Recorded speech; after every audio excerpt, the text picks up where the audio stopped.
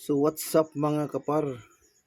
So ito pala yung kapar, yung brush type generator mga kapar.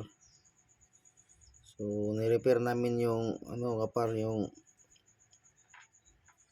naputol na winding mga kapar sa kanyang AC kasi walang output. Ito po yung mga kapar, yung sa AC na itong dalawa. Ito po mga kapar, dito yan dito yan nakalagay mga kapar, yung dalawa. Kasi itong dalawa, itong tulong pula is patungong sa slip ring na yung brush. So ito po yung nawala mga kapar, kaya nga walang voltahe. Kasi nawala itong mga kapar. Naputol ito mga kapar dito sa sa winding niya.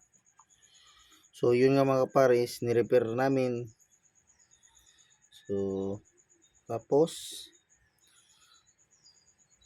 ng ni-repair namin mga kapar is binalisan namin. So yan po mga kapar, mapula-pula pa yan.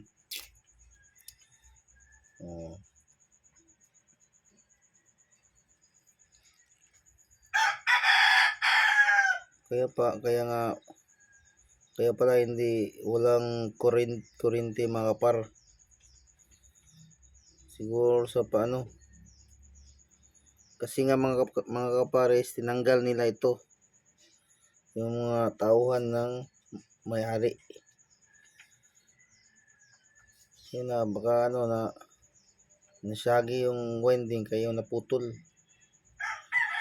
Kaya yun ang dahilan mga kapar. Walang pag-tester ko is walang continuity niya. Tingnan nyo mga kapar.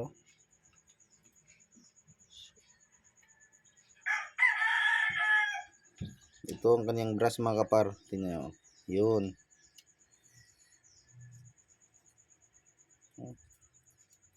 Wala rin luwag yung brush niya mga kapar.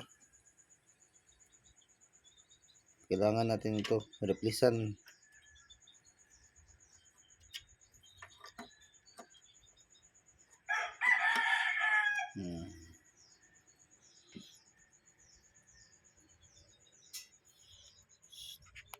Natin kapar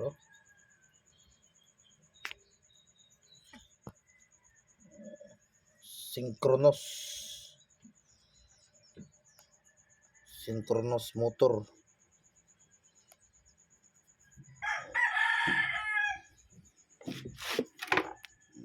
Ito yun mga kapar. Tingnan nyo mga kapar. Mindong AC synchronous generator.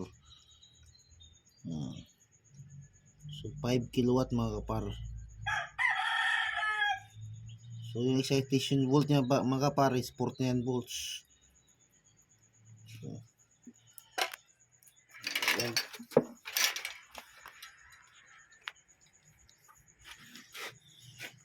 Yun po ang sa nameplate niya mga kapar. So alright.